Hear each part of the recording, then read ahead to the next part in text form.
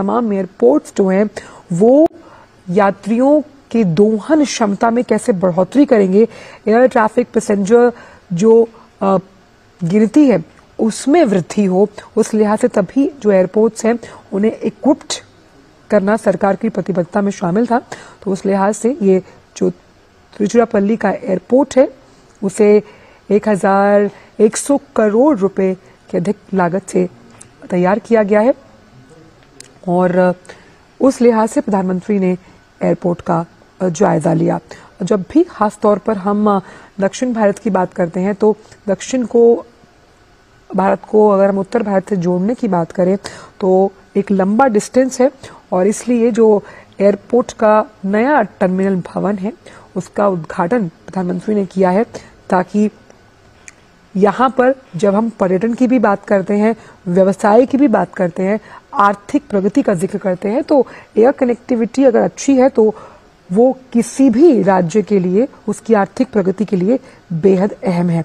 तो उस लिहाज से जो इस नए टर्मिनल का उद्घाटन प्रधानमंत्री ने किया है वो अपने आप में बेहद अहम है। और एयरपोर्ट की जब हम बात करते हैं तो खाली व्यवसाय ही नहीं, पर्यटन के लिहाज से भी एयरपोर्ट किसी भी राज्य की आर्थिक विकास को गति देने में बहुत अहम रहता है और उस लिहाज से जिसका उद्घाटन प्रधानमंत्री ने किया है ये 1111 करोड़ रुपए के खर्च से बना है और इस जो नए टर्मिनल की अगर बात की जाए तो इसकी जो सालाना क्षमता है वो 44 लाख यात्रियों की है।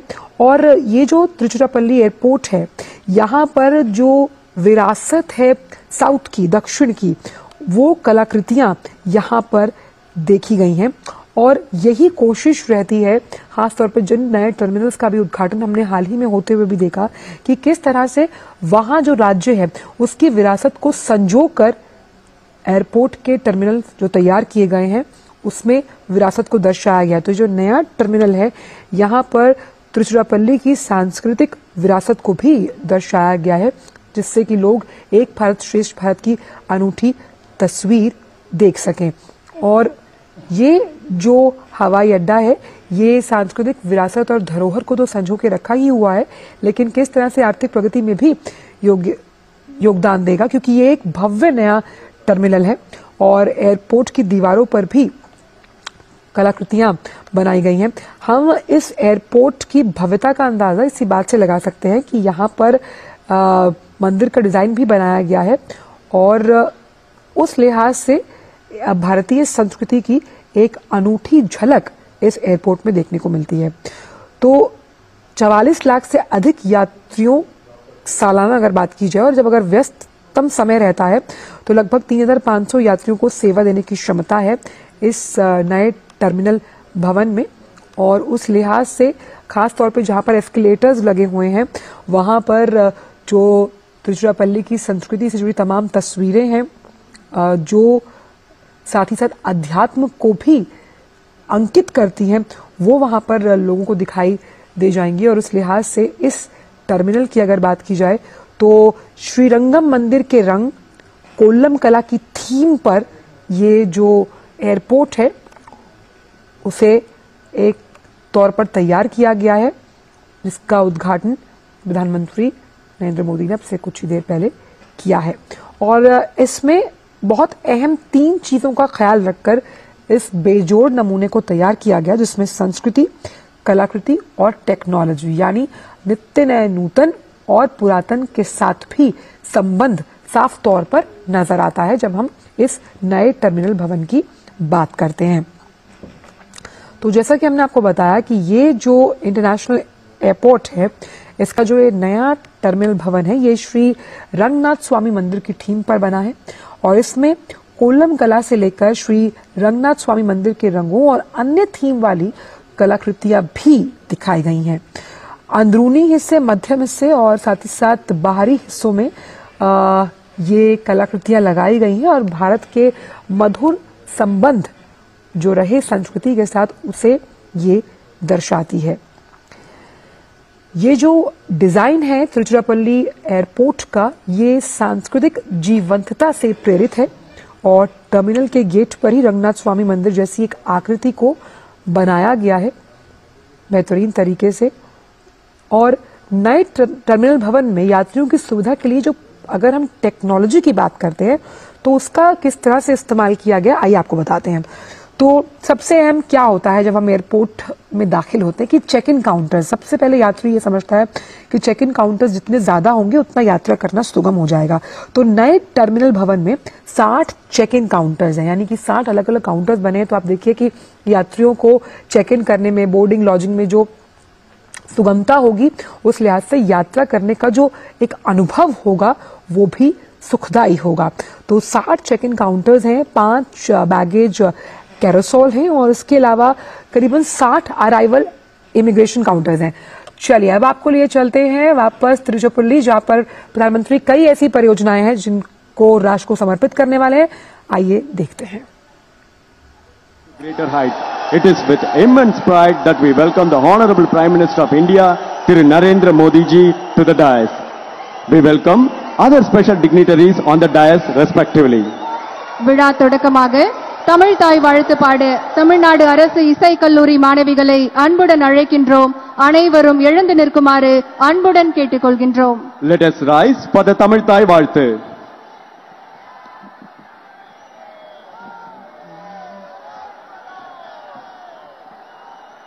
நீராறும் கடலொடுத்த நிலமடந்த கெடிரொழுகும் சீரா திருக்கணமும் அதிர் சிறந்த திராவிடனல் திருநாடும் தக்க சிறு பிறை நுதலும் தரிதனரும் திலகமுமே அத்திலக வாசனை போர் அனைத்துலகும் இன்பமுற எத்திசையும் புகழ் மணக்க இருந்த பெரும் தமிழனங்கே தமிழனங்கே உன் சீரிலமை திறம்பியந்து செயல் மறந்து வாழ்த்துதுமே வாழ்த்துதுமே வாழ்த்துதுமே.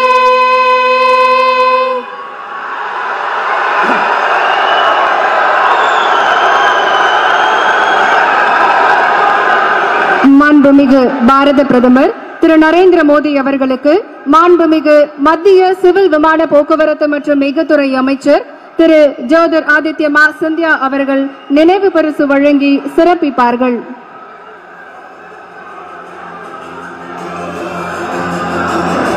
மாண்புமிகு பாரத பிரதமர் அவர்கள் தமிழ்தாய் வாழ்த்து பாடிய மாணவிகளுக்கு தன்னுடைய வாழ்த்துக்களை தெரிவித்திருக்கிறார்கள்.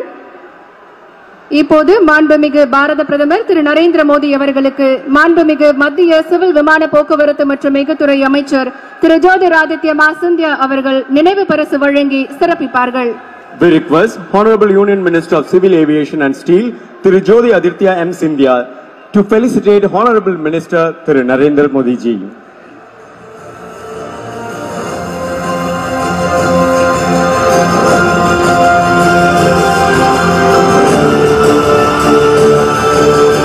மாண்புமிகு பாரத பிரதமர் அவர்களுக்கு மாண்புமிகு தமிழ்நாடு முதலமைச்சர் திரு மு க ஸ்டாலின் அவர்கள் சிறப்பு செய்வார்கள். We request our Honorable Chief Minister of Tamil Nadu, Thiru M. K. Stalin ji, to felicitate Honorable Prime Minister Thiru Narendra Modi ji. மாண்புமிகு மத்திய மீன்வளம், கால்நடை வளர்ப்பு மற்றும் பால்வளத்துறை, தகவல் மற்றும் ஒலிபரப்புத்துறை இணை அமைச்சர் டாக்டர் எல் முருகன் அவர்களை வரவேற்புரை ஆற்ற வருமாறு அன்புடன் அழைக்கின்றோம். பாரத் மாதா கி, பாரத் மாதா கி, பாரத் மாதா கி. இந்த வரலாற்று சிறப்புமிக்க புண்ணிய பூமியான, ஆன்மீக பூமியான திருச்சிராப்பள்ளி மாநகருக்கு, ஸ்ரீரங்கம் பெருமாள் அவர்கள், ரங்கநாதர் அவர்கள் வீட்டிருக்கின்ற இந்த மண்ணிற்கு, சமயபுரம் மாரியம்மன் அவர்களுடைய இந்த வீட்டிற்கும் இந்த மண்ணிற்கு வருகை தந்திருக்கின்ற நம்முடைய மாண்புமிகு பாரத பிரதமர் இந்த நாட்டை உலக வல்லரசாக ஆக்க 2047 இந்த நாடு வளர்ச்சி அடைந்த நாடாக இருக்கும் என்ற அந்த கங்கணம் கட்டிக்கொண்டு வேலை செய்து கொண்டிருக்கின்ற நம்முடைய மாண்புமிகு பாரத பிரதமர் திரு நரேந்திர மோடிஜி அவர்களே, இந்த நிகழ்ச்சியில கலந்து கொண்டிருக்கின்ற தமிழகத்தினுடைய ஆளுநர் மரியாதைக்குரிய திரு ஆர்.என். ரவிஜி அவர்களே, இந்த நிகழ்ச்சியில கலந்து கொண்டிருக்கின்ற மாண்புமிகு தமிழகத்தினுடைய முதலமைச்சர் திரு எம்.கே. ஸ்டாலின் அவர்களே, இந்த விழாவை ஏற்பாடு செய்து இந்த அருமையான விமான நிலையத்தை நமக்கு கொடுத்திருக்கின்ற மாண்புமிகு மத்திய அமைச்சர் திரு சிந்தியாஜி அவர்களே, இந்த நிகழ்ச்சியில கலந்து கொண்டிருக்கின்ற தமிழகத்தினுடைய அமைச்சர்களே, இந்த பாராளுமன்றத்தினுடைய பாராளுமன்ற உறுப்பினர் மரியாதைக்குரிய திரு திருநாவுக்கரசு அவர்களே, மற்றும் இந்த நிகழ்ச்சியில கலந்து கொண்டிருக்கின்ற சகோதரர்களே, சகோதரிகளே, தாய்மார்களே, பெரியோர்களே, அமைச்சர் பெருமக்களே, சட்டமன்ற உறுப்பினர்கள், பாராளுமன்ற உறுப்பினர்கள், உங்கள் அனைவருக்கும் என்னுடைய அன்பு கலந்த வணக்கத்தை தெரிவித்துக் கொண்டு, மாண்புமிகு பாரத பிரதமர் திரு நரேந்திர மோடிஜி அவர்கள் தமிழகத்திற்கு வரும்பொழுது ஒவ்வொரு முறையும் பல்லாயிரக்கணக்கான கோடி திட்டங்களை நமக்கு கொடுத்துக் கொண்டிருக்கிறார்கள். கடந்த இந்த 9 ஆண்டுகள்ல கிட்டத்தட்ட 10.7 அதாவது 11 லட்சம் கோடி ரூபாய் தமிழகத்திற்கு திட்டங்களை கொடுத்து இன்றைக்கு 10,000 கோடி ரூபாய் திட்டத்தை கொடுக்க நம்ம இடத்துல வந்து 11 மருத்துவக் கல்லூரிகளை கொடுத்த நம்முடைய மாண்புமிகு பிரதமர் அவர்கள், அதே போலதான் இந்த நிதியாண்டில் மட்டும் தமிழகத்தினுடைய ரயில்வே துறைக்கு 6,000 கோடி ரூபாய் திட்டத்தை கொடுத்த நம்முடைய மாண்புமிகு பாரத பிரதமர் திரு நரேந்திர மோடிஜி அவர்கள் காசி தமிழ் சங்கமம் இந்த ஆண்டும் காசியில தமிழ் சங்கத்தை நடத்தி நேற்றைக்கு முன்தினம் காசி தமிழ் சங்கத்தை நிறைவு பெற்றுவிட்டு நம்முடைய பிரதமர் அவர்கள் இங்கு வந்திருக்கிறார்கள். காசிக்கும் ராமேஸ்வரத்திற்கும் உள்ள தொடர்பை, காசிக்கும் சிவகாசிக்கும் உள்ள தொடர்பை, காசிக்கும் தென்காசிக்கும் உள்ள தொடர்பை, காசி நம்முடைய பிரதமர் அவர்களுடைய சொந்த தொகுதி, அந்த தொகுதி தமிழர்களுடைய அந்த நூலிலே இருக்கின்ற அந்த பிணைப்பை மேலும் அதிகப்படுத்தும் விதமாக காசி தமிழ் சங்கத்தை கொடுத்ததோடு திருவள்ளுவர் திருக்குறளை உலகம் முழுவதும் எடுத்து சென்றிருக்கின்ற நம்முடைய பிரதமர் அவர்கள் தமிழனுடைய பெருமையை, தமிழனுடைய புகழை யாரும் ஊரே யாவரும் கேளீர் என்று உலகம் முழுவதும் போற்றி ஐநா சபையில போற்றிய நம்முடைய பிரதமர் மாண்புமிகு திரு நரேந்திர மோடிஜி அவர்களை தமிழக மக்கள் சார்பாக, உங்களுடைய சார்பாக வருக வருக என வரவேற்கிறேன். நன்றி, வணக்கம். ஜெய்ஹிந்த், ஜெய் பாரத்.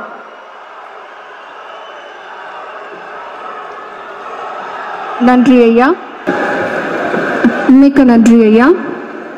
அடுத்ததாக மத்திய சிவில் விமான போக்குவரத்து அமைச்சகம், மத்திய சாலை போக்குவரத்து மற்றும் நெடுஞ்சாலை அமைச்சகம், மத்திய துறைமுகம் கப்பல் போக்குவரத்து மற்றும் நீர்வழிகள் அமைச்சகம், மத்திய பெட்ரோலியம் மற்றும் இயற்கை எரிவாயு அமைச்சகம் மற்றும் அணுசக்தி துறை, மத்திய ரயில்வே அமைச்சகம் சார்பாக 20,140 கோடி ரூபாய் மதிப்பிலான 20 திட்டங்களுக்கு அடிக்கல் நாட்டியும் தொடங்கி வைத்தும் நாட்டுக்கு அர்ப்பணிக்குமாறும் மாண்புமிகு பாரத பிரதமர் திரு நரேந்திர மோடி அவர்களை பணிவன்புடன் கேட்டுக்கொள்கின்றோம். We now request our Honorable Prime Minister Thiru Narendra Modi ji to inaugurate, lay the foundation stone and dedicate 20 projects worth rupees 20,140 crores on behalf of the Ministry of Civil Aviation, Ministry of Road Transport and Highways, Ministry of Ports, Shipping and Waterways, Ministry of Petroleum and Natural Gas and Department of Atomic Energy and Ministry of Railways. மாமல்லபுரத்தின் உலக பாரம்பரிய தலங்களுக்கு சிறந்த இணைப்பை வழங்கும் சென்னை வள்ளூரில் அமைந்துள்ள cross root டெர்மினலுக்கான IOCL petroleum, எண்ணெய் மற்றும் lubricants பைப்லைன்கள் Tamil Nadu மற்றும் அதன் அருகாமையில் உள்ள பகுதிகளுக்கு பெட்ரோலிய பொருட்களின் தேவையை பூர்த்தி செய்யும். கெயில் நிறுவனத்தின் கொச்சி, கூட்டநாடு, பெங்களூரு, மங்களூரு பைப்லைனின் 294 கிலோமீட்டர் இயற்கை எரிவாயு குழாய் கிருஷ்ணகிரியிலிருந்து கோயம்புத்தூர் வரையிலான பகுதி தொழிற்சாலைகளுக்கு உள்நாட்டு எரிவாயு கிடைப்பதை உறுதி செய்யும். 16 திட்டங்களின் தொடக்கம் மற்றும் தேசத்திற்கு அர்ப்பணிப்பு. 75,000 சதுர மீட்டர் பரப்பளவை கொண்டுள்ள திருச்சிராப்பள்ளி சர்வதேச விமான நிலையத்தின் புதிய ஒருங்கிணைந்த முனைய கட்டிடம் ஆண்டுக்கு 45 லட்சம் பயணிகளுக்கு சேவை செய்யும். NH 536 காரைக்குடி ராமநாதபுரம் பிரிவின் இருவழிப்பாதை இப்பகுதியில் உள்ள பழமையான கோயில்களுக்கு செல்லும் சுற்றுலா பயணிகளுக்கு பயண நேரத்தை குறைக்கும். NH 785 செட்டிக்குளம் நத்தம் பகுதியின் 4 வழிப்பாதை மதுரை துவரங்குறிச்சி மற்றும் திருச்சி இடையே குறுகிய தூர வழிப்பயணத்தை வகுக்கும். திருச்சி 81 திருச்சி கல்லகம் பகுதியின் 4 வழிப்பாதை NH 81 திருச்சி கல்லகம் பகுதியின் 4 வழிப்பாதை NH 81 கல்லகம் மீன்சுருட்டி பகுதியின் 4 மற்றும் 2 வழிப்பாதை இப்பிராந்தியத்திற்கு தடையற்ற இணைப்பை வழங்குவதை நோக்கமாக கொண்டுள்ளது.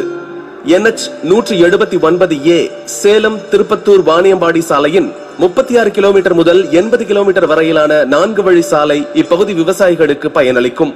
IOCL செங்கல்பட்டு ராமநாதபுரம் பிரிவின் 488 கிலோமீட்டர் நீளமுள்ள இயற்கை எரிவாயு குழாய் சுத்தமான எரிசக்தி ஆற்றலை உறுதி செய்யும். HPCL 697 கிலோமீட்டர் நீளமுள்ள Vijayawada Dharmapuri multi product petroleum pipeline தமிழ்நாட்டின் வடபகுதிகளுக்கு பெட்ரோலிய பொருட்களை சிறப்பாக கிடைக்க வழிவகுக்கும். ஆசனூரில் IOCL நிறுவனத்தின் புதிய பைப்லைன் டெர்மினல் திறப்பு விழா. IGCAR கல்பாக்கத்தின் விரைவு அணு உலை எரிபொருள் மறுசுழற்சி ஆலை குறைந்த விலையில் அணுசக்தி கிடைப்பதை உறுதி செய்யும். ஆட்டோமொபைல் ஏற்றுமதி இறக்குமதி முனையம் 2 மற்றும் கேபிட்டல் டிரெட்ஜிங் கட்டம் 5 ஆகியவற்றுடன் ஜெனரல் கார்கோ பெர்த் 2 செயல்படுவதை காமராஜர் துறைமுகத்தின் திறனை 57.44 MTPA உயர்த்தும். நவீன வசதிகளுடன் எதிர்காலத்திற்கான ஆயத்த கல்விக்காக NIT திருச்சிராப்பள்ளியின் பல மாடிகள் கொண்ட அமிதீஸ்ட் விடுதி 1.2 லட்சம் சதுர அடியில் கட்டப்பட்டுள்ளது. 217 கிலோமீட்டருக்கான திருச்சிராப்பள்ளி விருதுநகர் மின்மயமாக்கல் திட்டங்கள். சேலம் மேக்னசைட் JN ஓமலூர் மேட்டூர் அணை பகுதி திட்டத்தில் 41 கிலோமீட்டர் நீளமுள்ள ரயில் இரட்டிப்பு பணியை செயல்படுத்துவது தொழிற்சாலைகளுக்கு எஃகு இரும்பு மற்றும் நிலக்கரியின் போக்குவரத்தை எளிதாக்கும். விருதுநகர் தென்காசி இடையே 122 கிலோமீட்டர் மின்மயமாக்கல். செங்கோட்டை திருநெல்வேலி வரை 141 கிலோமீட்டர் தூரம் மின்மயமாக்கப்படுவதால் கார்பன் உமிழ்வு குறைவும். 160 கிலோமீட்டர் நீளமுள்ள மதுரை தூத்துக்குடி இருவழி திட்ட இயக்க திறனை மேம்படுத்தி தமிழ்நாட்டில் பயணிகள் மற்றும் சரக்கு போக்குவரத்தை எளிதாக்கும். மாண்புமிகு பாரத பிரதமர் அவர்கள் தொடங்கி வைத்த திட்டங்கள் தொடர்பான காணொளியை இப்போது பார்க்கலாம். A short video of the project will be played now. புதிய இந்தியா வளர்ச்சி மற்றும் மேம்பாட்டிற்கான மாற்றமான பயணத்தை தொடங்கியுள்ளது. வலுவான உள்நாட்டு தேவை, வலுவான பொது உள்கட்டமைப்பு, முதலீடு மற்றும் எப்போதும் வலுப்பெறும் நிதித்துறை ஆகியவை இந்த வளர்ச்சியின் குறிப்பிடத்தக்க அம்சமாகும். மாண்புமிகு பிரதமர் நரேந்திர மோடியின் ஆற்றல் மிக்க தலைமை நாடு முழுவதும் உள்கட்டமைப்பு மற்றும் இணைப்பை மேம்படுத்துவதற்கான முயற்சிகளை முன்னெடுத்து வருகிறது. आने वाले 25 साल भारत के लिए इस शताब्दी के सबसे महत्वपूर्ण 25 साल है. इन 25 वर्षों में हमें अपने इस भारत को समृद्ध बनाना है. हमारे भारत को विकसित बनाना है. சிவில் விமான போக்குவரத்து, ரயில்வே, நெடுஞ்சாலைகள், எண்ணெய் மற்றும் இயற்கை எரிவாயு, அணுசக்தி, கப்பல் மற்றும் துறைமுகங்கள் மற்றும் கல்வி ஆகிய துறைகளில் இந்தியா புரட்சிகரமான முன்னேற்றத்தை கண்டுள்ளது. இது புதிய வேலைவாய்ப்பு வழிகள் மற்றும் நாட்டின் முழுமையான வளர்ச்சிக்கு வழிவகுத்தது. தமிழகத்திற்கு 20 உள்கட்டமைப்பு திட்டங்கள் பரிசாக அளிக்கப்பட்டு வருகிறது. 20,140 கோடிகள் பிராந்தியத்தின் வளர்ச்சி நிலப்பரப்பை மாற்றும் வகையில் அமைக்கப்பட்டுள்ளது. இதில் 16,000 கோடி மதிப்பிலான திட்டங்களுக்கு அடிக்கல் நாட்டப்பட்டது. 4,100 கோடி அதிகரித்து வரும் பயணிகளின் தேவையை பூர்த்தி செய்யவும், சிறந்த விமான இணைப்பை வழங்கவும், தமிழகத்தின் சுற்றுலா, வணிகம், சுகாதாரம் மற்றும் கல்வித்துறைகளை மேம்படுத்தவும் திருச்சிராப்பள்ளி சர்வதேச விமான நிலையத்தின் புதிய ஒருங்கிணைந்த முனைய கட்டடம் இன்று திறக்கப்படுகிறது.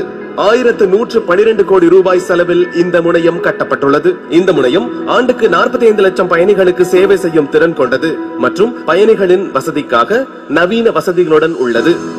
60 செக்-இன் கவுண்டர்கள், 44 புறப்பாடு மற்றும் வருகை குடியேற்ற கவுண்டர்கள் பயணிகளின் விரைவான மற்றும் சீரான போக்குவரத்தை உறுதி செய்யும் அதே வேளையில் முனையத்தில் உள்ள நவீன ஓய்வறைகள் வசதியை மேம்படுத்தும். புதிய ஆப்ரன் ஏர்பஸ் 321 வகை விமானங்களுக்கு இடமளிக்கும் வகையில் விமான நிறுத்தும் திறனை 8 முதல் 19 வரை அதிகரிக்கும். இதனால் விமான நிலையத்தின் செயல்பாட்டு திறன் அதிகரிக்கும். முனைய வடிவமைப்பு திருச்சி கலாச்சார பாரம்பரியத்தை பிரதிபலிக்கும் பாரம்பரியம் மற்றும் சமகால கட்டிடக்கலை கூறுகளின் இணக்கமான கலவையாகும். மல்டி மாடல் இணைப்பை அதிகரிக்கும் முயற்சியில் அரசு நாடு முழுவதும் ரயில்வே நெடுஞ்சாலை துறைமுகங்களை இந்தியா வேகமாக மேம்படுத்தி வருகிறது. தமிழக மக்கள் பயன்பெறும் வகையில் 2917 கோடி ரூபாய் மதிப்பிலான 5 பெரிய திட்டங்களை ரயில்வே நிறைவேற்றி உள்ளது என்பது தெளிவாகிறது. இந்த திட்டங்களில் சேலம் மேக்னசைட் சந்திப்பு, ஓமலூர் மேட்டூர் அணை இரட்டிப்பு, மதுரை தூத்துக்குடி இரட்டிப்பு மற்றும் திருச்சிராப்பள்ளி விருதுநகர் மின்மயமாக்கல், விருதுநகர் தென்காசி சந்திப்பு மற்றும் செங்கோட்டை தென்காசி திருநெல்வேலி திருச்செந்தூர் ஆகியவை தென் தமிழக மக்களுக்கு பெரிதும் பயனளிக்கும் மற்றும் கரியமில வாயுவை குறைக்கும் பரந்த நோக்கத்துடன் இணையும். தேசிய நெடுஞ்சாலை திட்டங்கள் ரூபாய் 4876 கோடி தேசத்திற்கு அர்ப்பணிக்கப்படுகிறது. இதில் தேசிய நெடுஞ்சாலை 81 திருச்சி கல்லகம் பகுதியின் 4 வழிப்பாதை மற்றும் NH 81 கல்லகம் மீன்சுருட்டி பிரிவின் 4 வழிப்பாதையும் அடங்கும்.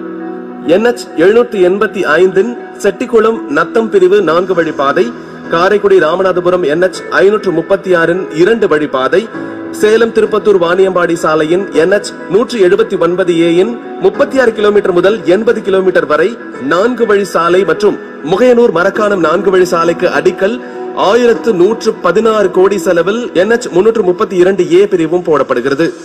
சென்னை காமராஜர் போர்ட் லிமிடெடின் ஜெனரல் கார்கோ பர்த் 2 மற்றும் கேபிட்டல் டிரெட்ஜிங் கட்டம் 5 திறப்பு விழா ரூபாய் 341 கோடி செலவில் கட்டப்பட்ட துறைமுகத்தின் சரக்கு கையாளும் திறனை 57.44 MTPA உயர்த்தும். உலகின் மிக வேகமாக வளரும் எரிசக்தி சந்தைகளில் இந்தியாவும் ஒன்று.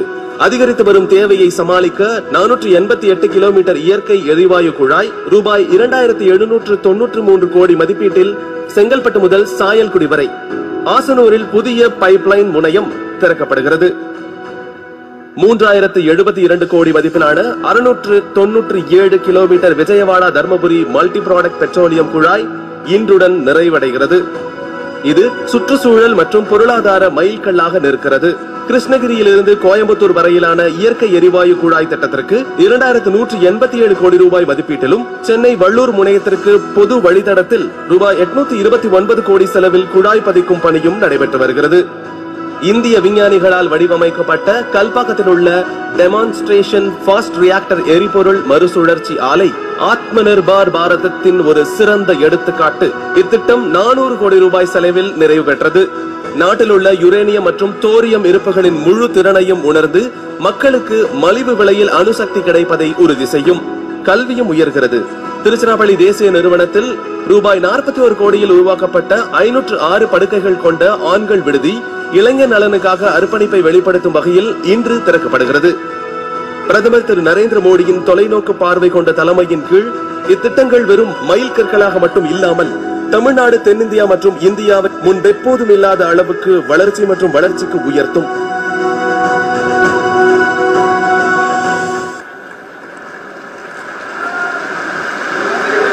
சிறப்புமிக்க இன்றைய விழாவில் மாண்புமிகு பாரத பிரதமர் திரு நரேந்திர மோடி அவர்களை உரையாற்ற வருமாறு பணிவன்புடன் அழைக்கின்றோம்.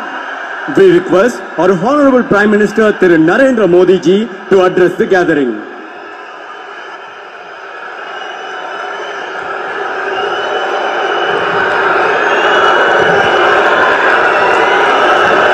भारत माता की, भारत माता की, भारत माता की। तमिलनाडु के राज्यपाल श्री RN रवि जी, मुख्यमंत्री MK स्टालिन जी, केंद्रीय मंत्रिमंडल के मेरे सहयोगी ज्योतिरादित्य सिंधिया जी और इसी धरती के संतान मेरे साथी L मुरुगन जी, तमिलनाडु सरकार के मंत्रीगण, सांसद और विधायकगण और तमिलनाडु के मेरे परिवारजनों, वणक्कम। தமிழ்நாட்டின் ஆளுநர் திரு RN ரவி அவர்களே, தமிழக முதல்வர் திரு MK ஸ்டாலின் அவர்களே, மத்திய அமைச்சரவையின் என் சகாவான திரு ஜோதிராதித்ய சிந்தியா அவர்களே, இந்த மண்ணின் மைந்தரான டாக்டர் L முருகன் அவர்களே, தமிழக அரசின் அமைச்சர்களே, நாடாளுமன்ற சட்டமன்ற உறுப்பினர்களே, மேலும் தமிழ்நாட்டின் என் குடும்ப சொந்தங்களே, வணக்கம். எனது தமிழ் குடும்பமே, முதலில் உங்கள் அனைவருக்கும் 2024 புத்தாண்டு நல்வாழ்த்துக்கள். I wish that the year 2024 is peaceful and prosperous for everyone. It is a privilege that my first public program in 2024 is happening in Tamil Nadu. Today, development projects worth nearly rupees 20,000 crore will strengthen Tamil Nadu's progress. I congratulate you for these projects spanning roadways, railways, ports, airports, energy and petroleum pipeline. Many of these projects will boost ease of travel and also create thousands of employment opportunities. எனது தமிழ் குடும்ப உறவுகளே, முதற்கண் உங்கள் அனைவருக்கும் 2024ற்கான புத்தாண்டு நல்வாழ்த்துக்கள். 2024ஆம் ஆண்டு அனைவருக்கும் அமைதியானதாகவும் வளமானதாகவும் இருக்கட்டும். 2024ஆம் ஆண்டுக்கான என்னுடைய முதலாவது பொது நிகழ்ச்சி தமிழ்நாட்டில் நடக்கிறது என்பதை நான் என் பாக்கியமாக கருதுகிறேன். சுமார் 20,000 கோடி ரூபாய் மதிப்பிலான இன்றைய வளர்ச்சி திட்டங்கள் தமிழ்நாட்டின் வளர்ச்சியை பலப்படுத்தும். சாலை வழிகள், ரயில் பாதைகள், துறைமுகங்கள், விமான நிலையங்கள், எரிசக்தி ஆற்றல் மற்றும் ஒரு பெட்ரோலிய குழாய் இணைப்பு ஆகிய இந்த திட்டங்களுக்காக நான் உங்களுக்கு என் நல்வாழ்த்துக்களை தெரிவித்துக் கொள்ளுகிறேன். இதில் பல திட்டங்கள் பயணிப்பதில் சுலபத்தன்மை, அதை ஊக்கப்படுத்துவதோடு ஆயிரக்கணக்கான வேலை வாய்ப்புகளையும் உருவாக்கும். Friends, the last few weeks of 2023 were difficult for many people in Tamil Nadu. We lost many of our fellow citizens due to heavy rains. There has also been significant loss of property. I was deeply moved at the condition of the affected families. The central government stands with the people of Tamil Nadu in this time of crisis. We are providing every possible support to the state government. Further, just a few days ago, we lost Thiru Vijayakantji. He was a captain not only in the world of cinema but also in politics. He won the hearts of the people through his work in films. As a politician, he always put national interest above everything. I pay my tributes to him.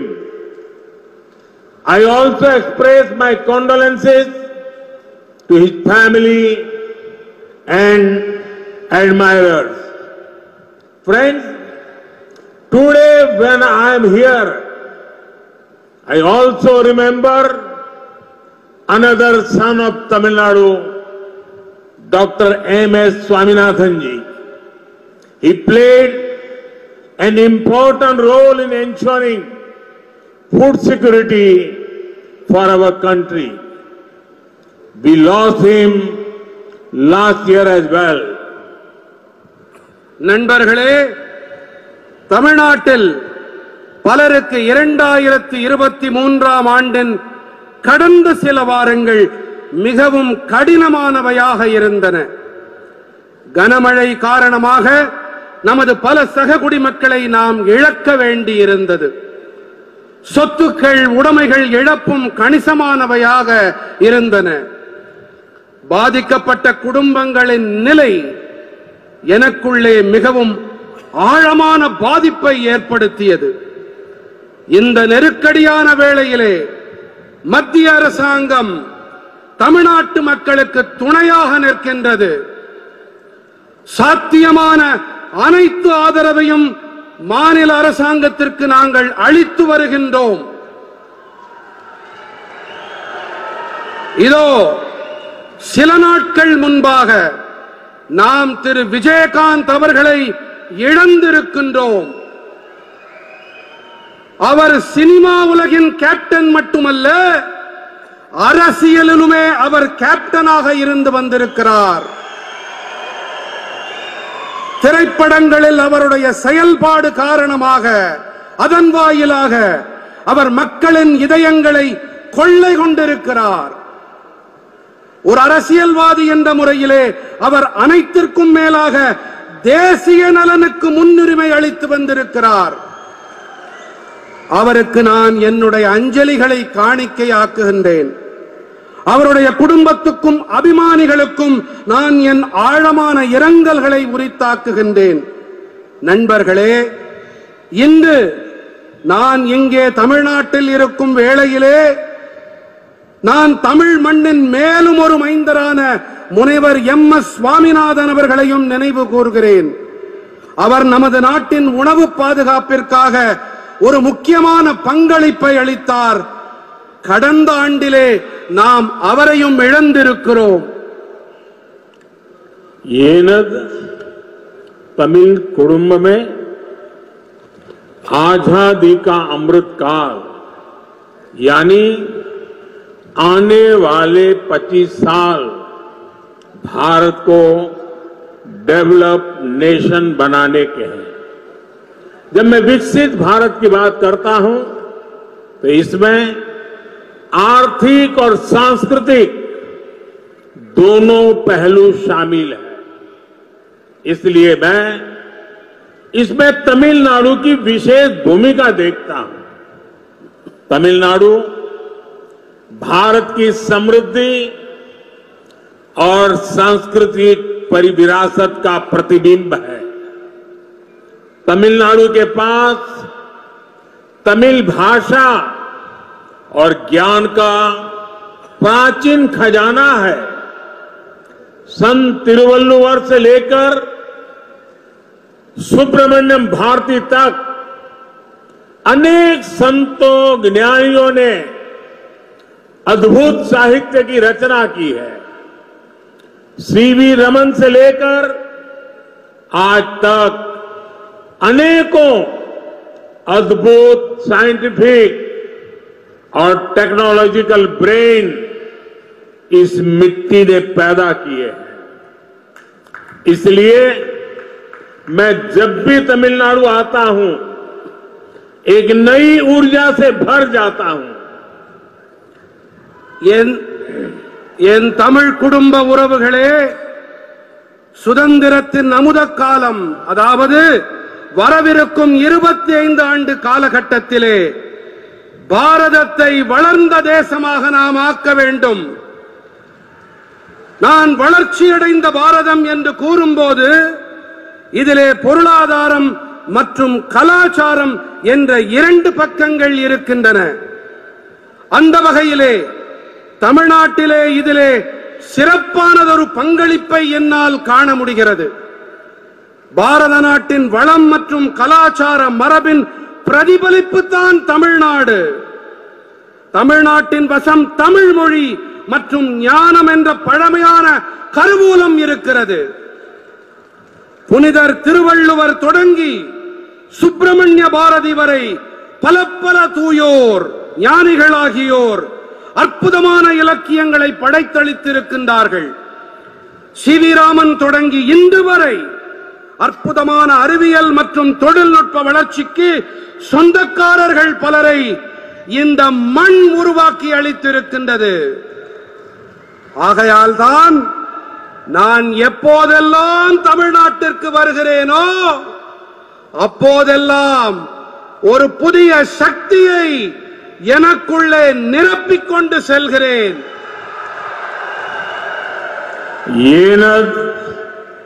कुटुंब में तिरुचिरापल्ली शहर में तो समृद्ध इतिहास के प्रमाण कदम कदम पर दिखते हैं. यहां हमें पल्लव, चोल, पांड्य और नायक जैसे विभिन्न राजवंशों के सुशासन का मॉडल दिखता है. मेरे बहुत सारे तमिल मित्र रहे हैं, मेरी उनसे बहुत आत्मीयता रही है और मुझे उनसे तमिल कल्चर के बारे में बहुत कुछ सीखने को भी मिला है. मैं दुनिया में कहीं भी जाता हूं तो तमिलनाडु की चर्चा किए बिना रह नहीं पाता. साथियों, मेरा प्रयास है कि देश के विकास और विरासत में तमिलनाडु से मिली सांस्कृतिक प्रेरणा का लगातार विस्तार हो. आपने देखा है कि दिल्ली में संसद की नई इमारत में पवित्र सेंगोल की स्थापना की गई है. एक गुड गवर्नेंस के उस मॉडल से प्रेरणा लेने का प्रयास है जो तमिल परंपरा ने पूरे देश को दिया है. काशी तमिल संगमम, सौराष्ट्र तमिल संगमम जैसे अभियानों का मकसद भी यही है. जब से ये अभियान शुरू हुए हैं तब से पूरे देश में तमिल भाषा, तमिल कल्चर को लेकर उत्साह और बढ़ा है.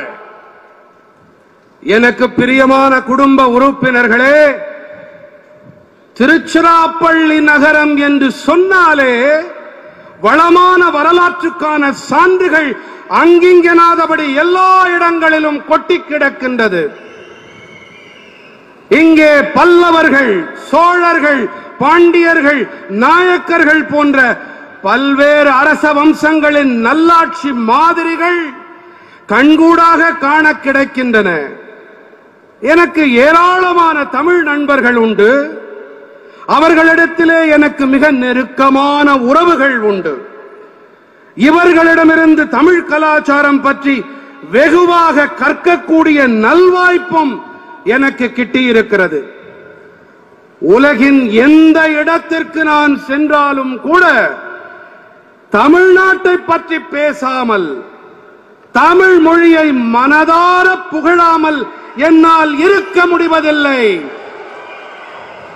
நண்பர்களே, தேசத்தின் வளர்ச்சி மற்றும் பாரம்பரியத்தில் தமிழ்நாட்டிலிருந்து கிடைக்கும் கலாச்சார உத்வேகம் தொடர்ந்து விரிவாக வேண்டும், பரவ வேண்டும் என்பதே என்னுடைய முயற்சியாக இருக்கிறது. தில்லியின் பாராளுமன்ற புதிய கட்டிடத்திலே புனிதமான செங்கோல் நிறுவப்பட்டிருப்பதை நீங்கள் கண்டிருக்கலாம். தமிழ் பாரம்பரியமானது தேசத்திற்கு அளித்திருக்கும் நல்லாளுகை மாதிரியிலிருந்து கருத்தூக்கம் பெறும் முயற்சியே இது. காசி தமிழ்ச் சங்கமம், சௌராஷ்டிரா தமிழ்ச் சங்கமம் போன்ற இயக்கங்களின் பொருளும் கூட இதுதான். இந்த இயக்கங்கள் தொடங்கப்பட்டதிலிருந்து நாடு முழுவதிலும் தமிழ் மொழி, தமிழ் கலாச்சாரம் தொடர்பான உற்சாகம் அதிகரித்துக் கொண்டே இருக்கிறது. येन कुडुंब में पिछले 10 वर्षों में भारत ने आधुनिक इंफ्रास्ट्रक्चर पर बहुत बड़ा निवेश किया है। रोड, रेल, पोर्ट, एयरपोर्ट, गरीबों के घर हो या अस्पताल, आज भारत फिजिकल और सोशल इंफ्रास्ट्रक्चर पर अभूतपूर्व निवेश कर रहा है। आज भारत दुनिया की टॉप 5 इकोनॉमी में है। आज भारत पूरी दुनिया में एक नई उम्मीद बनकर उभरा है। बड़े बड़े इन्वेस्टर्स भारत में निवेश कर रहे हैं और इसका सीधा लाभ तमिलनाडु को, तमिलनाडु के लोगों को भी मिल रहा है। तमिलनाडु मेक इन इंडिया का बहुत बड़ा ब्रांड एम्बेसडर बन रहा है। என் அன்பு நிறை குடும்ப சகோதர சகோதரிகளே, கடந்த 10 ஆண்டுகளிலே நவீன கட்டமைப்பின் மீது மிகப்பெரிய முதலீட்டை பாரதம் புரிந்திருக்கிறது. சாலை வழி, ரயில் பாதை, துறைமுகம், விமான நிலையங்கள், ஏழைகளுக்கான வீட்டு வசதிகள் அல்லது மருத்துவமனைகள் என இன்று பாரதம் கட்டுமானம் மற்றும் சமூக கட்டமைப்பின் மீது இதுவரை காணாத முதலீடுகளை செய்து வருகின்றது. இன்று பாரதம் உலகின் தலை சிறந்த 5 பொருளாதாரங்களில் ஒன்றாக விளங்குகிறது. உலகின் ஒரு புதிய நம்பிக்கை தாரகையாக இன்று பாரதம் ஒளிவீசிக் கொண்டிருக்கிறது.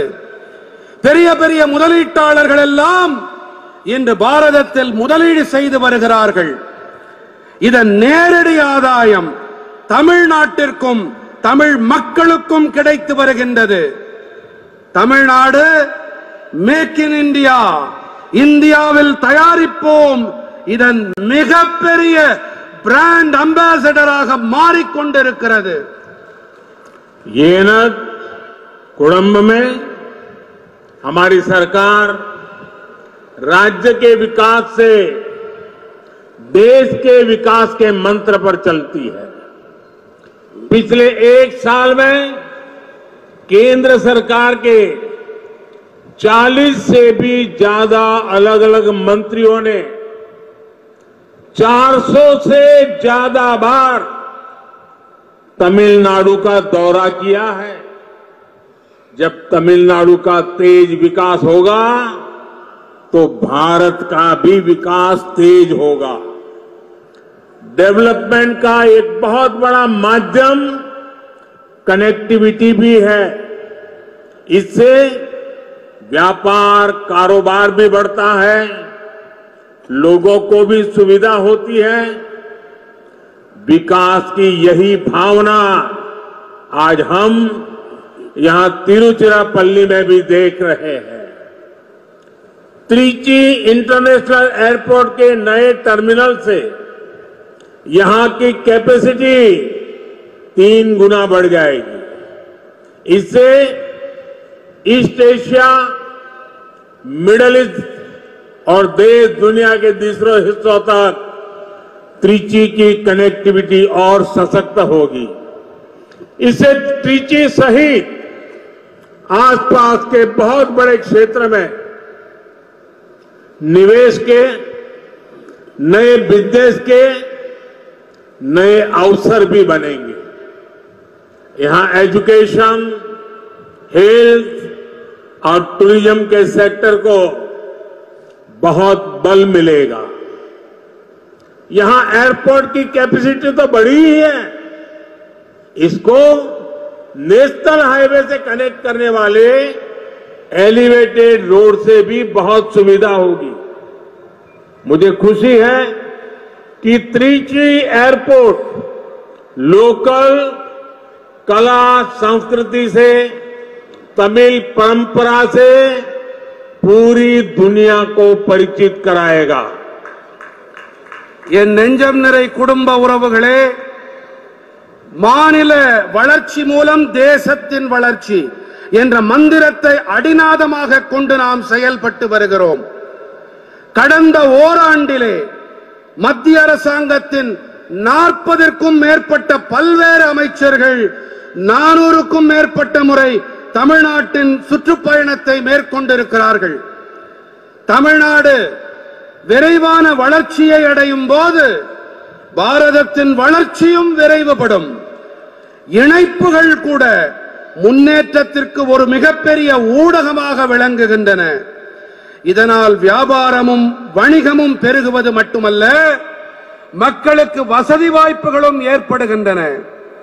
வளர்ச்சியின் இந்த உணர்வைத்தான் இன்று இங்கே திருச்சிராப்பள்ளியிலே நாம் பார்த்துக் கொண்டிருக்கிறோம். திருச்சி சர்வதேச விமான நிலையத்தின் புதிய முனையம் காரணமாக இந்த இடத்தின் இணைப்பு திறன் 3 மடங்கு அதிகரிக்கும். இங்கிருந்து கிழக்காசியா, மத்திய ஆசியா, மேலும் உள்நாட்டின் உலக நாடுகளின் பிற பாகங்கள் வரை திருச்சியின் இணைப்பில் அதன் திறன் மேலும் வலுவானதாக ஆகும். இதனால் திருச்சியை தவிர அண்டைப்புறத்தில் இருக்கும் மிகப்பெரிய பகுதியிலே முதலீடுகளும் புதிய வணிகத்திற்கான புதிய சந்தர்ப்பங்களும் உருவாக்கப்படும். இங்கே கல்வி, உடல் நலம் மற்றும் சுற்றுலா துறைகளில் மிகப்பெரிய அளவுக்கு பலம் கூட்டப்படும்.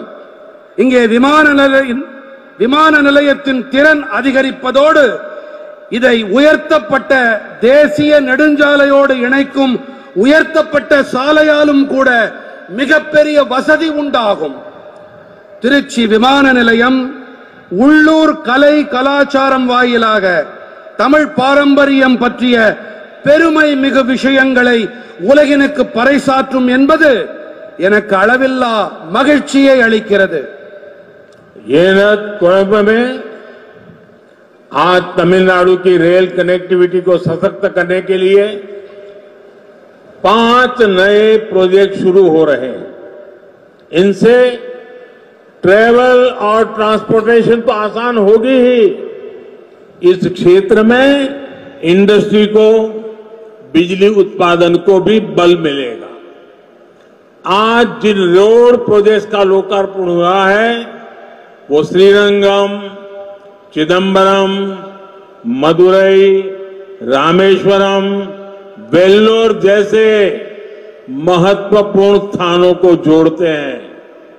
ये हमारी आस्था, आध्यात्म और पर्यटन के बड़े केंद्र हैं।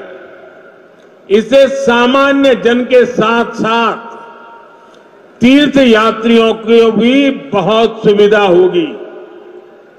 என் உயிரினும் மேலான என் குடும்ப சொந்தங்களே, இந்த தமிழ்நாட்டின் ரயில் இணைப்பு திறனை மேலும் வலுவானதாக ஆக்க 5 புதிய திட்டங்கள் தொடங்கப்பட்டிருக்கின்றன. இவற்றால் பயணம் மற்றும் போக்குவரத்து எளிதாக ஆகும் என்பது ஒரு புறம். மற்றொரு புறத்திலே இந்த பகுதியில் தொழில்களுக்கும் மின்சார உற்பத்திக்கு கூட பெரும் வலு கூட்டப்படும்.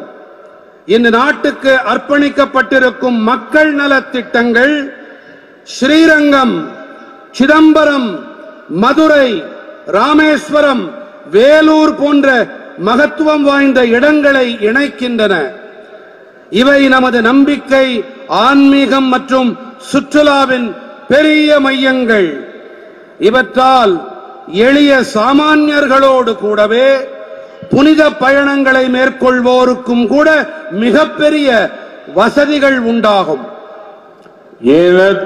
में बीते 10 वर्षों में सेंट्रल गवर्नमेंट का बहुत अधिक फोकस पोर्ट लेड डेवलपमेंट पर रहा है। हमने समुद्री किनारों के इंफ्रास्ट्रक्चर के विकास और मछुआरे साथियों के जीवन को बदलने के लिए अनेक काम किए। पहली बार फिशरीज के लिए अलग मिनिस्ट्री, अलग बजट हमने बनाया है। पहली बार मछुआरों के लिए भी किसान क्रेडिट कार्ड की सुविधा दी गई है। मछुआरों के लिए डीप सी फिशिंग के लिए बोट्स के आधुनिकीकरण के लिए भी सरकार मदद दे रही है। पीएम मत्स्य संपदा योजना से मछली के कारोबार से जुड़े साथियों के लिए बहुत बड़ी मदद मिल रही है। என் நெஞ்சுக்கு நெருக்கமான குடும்ப உறுப்பினர்களே, கடந்த 10 ஆண்டுகளிலே மத்திய அரசாங்கத்தின் மிகப்பெரிய கவனம் துறைமுகம் வழிநடத்தும் முன்னேற்றம் மீது இருந்து வந்திருக்கிறது. நாம் கடற்கரையோர கட்டமைப்பின் முன்னேற்றம் மற்றும் மீனவ நண்பர்களின் வாழ்க்கையை மாற்றும் நோக்கிலே பல பணிகளை ஆற்றியிருக்கிறோம். சுதந்திரம் கிடைத்த பிறகு முதன்முறையாக மீன் வளத்திற்கென பிரத்யேகமான தனியொரு அமைச்சகத்தை ஏற்படுத்தி அதற்கென பிரத்யேகமாக நிதி ஒதுக்கப்பட்டிருக்கிறது. முதன்முறையாக மீனவர்களுக்கும் கூட விவசாயிகள் கிசான் கிரெடிட் கார்டு, விவசாயிகள் பற்று அட்டை வசதியும் அளிக்கப்பட்டிருக்கிறது.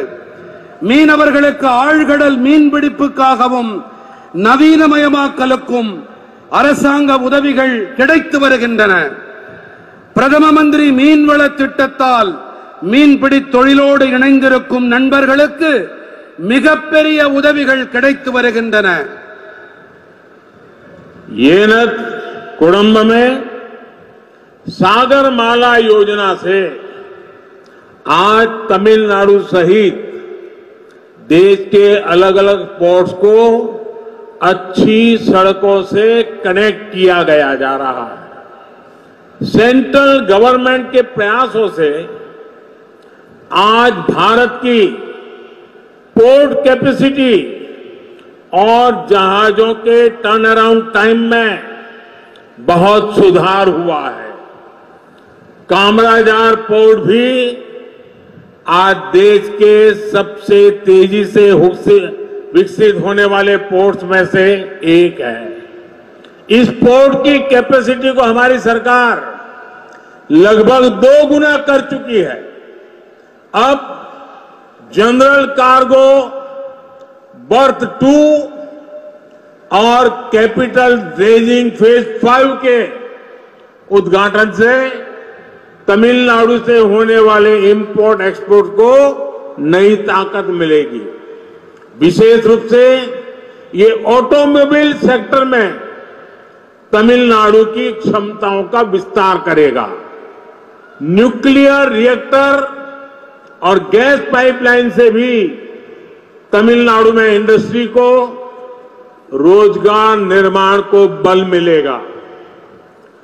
என் உயிரினும் மேலான என் குடும்ப சொந்தங்களே, சாகர்மாலா திட்டத்தால் இன்று தமிழ்நாடு உட்பட தேசத்தின் பல்வேறு துறைமுகங்கள் நல்ல சாலைகளோடு இணைக்கப்பட்டு வருகின்றன. மத்திய அரசின் பெருமுயற்சிகளால் இன்று பாரதத்தின் துறைமுக திறனிலும் கப்பல்கள் துறைமுகத்திற்கு வந்து திரும்பிச் செல்லும் நேர அளவிலும் பெரிய மேம்பாடு ஏற்பட்டிருக்கிறது. காமராஜர் துறைமுகம் கூட இன்று தேசத்தின் மிக விரைவாக மேம்பாடு அடைந்து வரும் துறைமுகங்களில் ஒன்றாக விளங்குகிறது. இந்த துறைமுகத்தின் கொள்திறனை நமது அரசாங்கம் கிட்டத்தட்ட 2 மடங்கு வரை அதிகப்படுத்தி இருக்கிறது. இப்போது பொதுவான சரக்கு பர்த் 2 மற்றும் கேபிட்டல் ரெட்ஜிங் 5வது கட்டத்தின் தொடக்கம் காரணமாக தமிழ்நாட்டில் ஆக இருக்கும் ஏற்றுமதி இறக்குமதிக்கு புதிய சக்தி கிடைக்கும். சிறப்பான வகையில் இது வாகனத்துறையில் தமிழ்நாட்டின் திறமைகளை விரிவாக்கும். அணுசக்தி உலை மற்றும் எரிவாயு குழாய் மூலமாகவும் கூட தமிழ்நாட்டின் தொழிற்சாலைகளுக்கு வேலை வாய்ப்பு உருவாக்கல்களுக்கு புதிய பலம் கிடைக்கும். येन कुडुंब में आज केंद्र सरकार तमिलनाडु के विकास के लिए राज्य पर रिकॉर्ड राशि खर्च कर रही है। 2014 से पहले के 10 सालों में केंद्र सरकार की तरफ से राज्यों को 30 लाख करोड़ रुपए के आसपास ही दिए गए थे, जबकि हमारी सरकार ने पिछले 10 वर्षों में राज्यों को 120 लाख करोड़ रुपए दिए हैं। 2014 से पहले के 10 साल में तमिलनाडु को जितनी राशि केंद्र सरकार के मिली थी, उससे 2.5 गुना ज्यादा राशि हमारी सरकार ने दी है। पहले के मुकाबले हमारी सरकार ने तमिलनाडु में नेशनल हाईवे बनाने के लिए 3 गुना ज्यादा राशि खर्च की है। रेलवे को आधुनिक बनाने के लिए भी हमारी सरकार पहले के मुकाबले तमिलनाडु में 2.5 गुना ज्यादा खर्च कर रही है। आज तमिलनाडु के लाखों गरीब परिवारों को केंद्र सरकार से मुफ्त राशन मिल रहा है, मुफ्त इलाज मिल रहा है।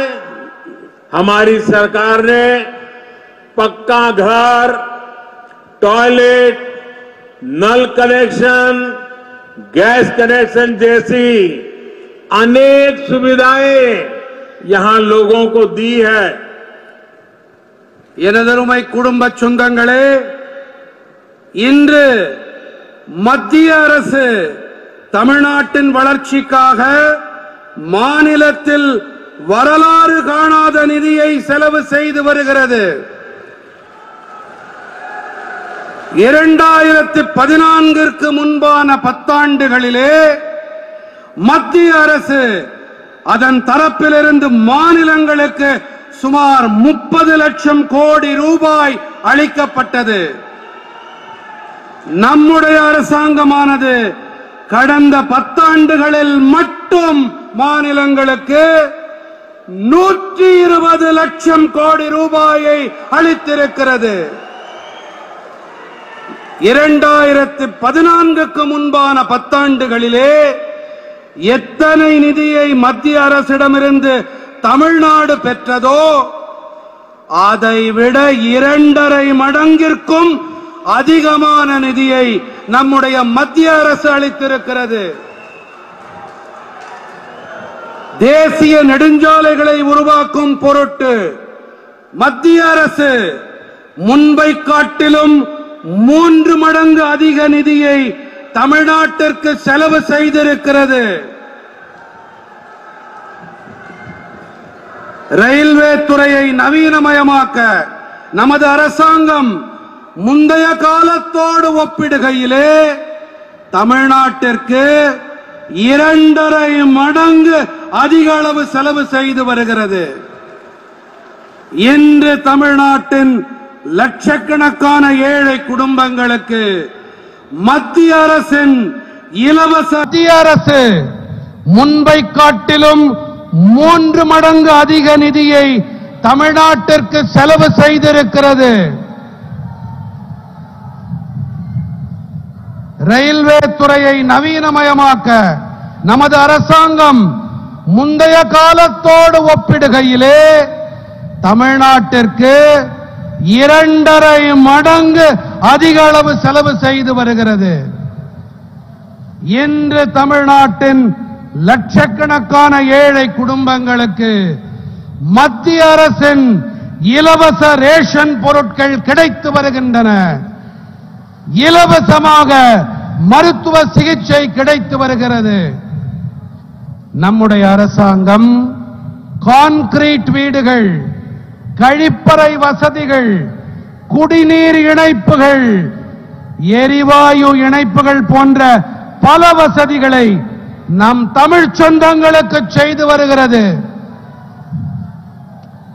ये नद कुंभ में विकसित भारत के निर्माण के लिए सबका प्रयास आवश्यक है। मुझे तमिलनाडु की जनता के, यहां की युवा शक्ति के सामर्थ्य पर अटूट विश्वास है।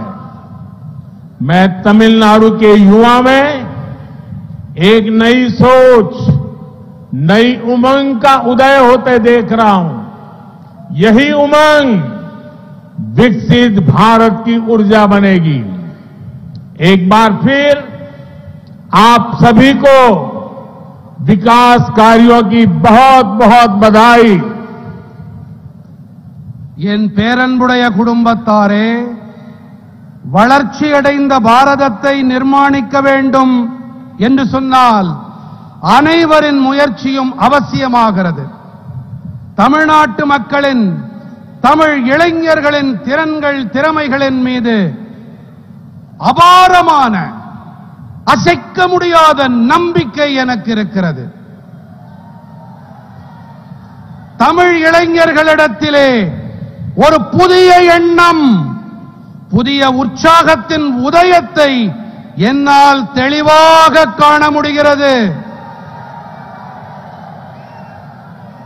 இந்த உற்சாகம்தான் வளர்ச்சியடைந்த பாரதத்தின் சக்தியாக உருமாறும்.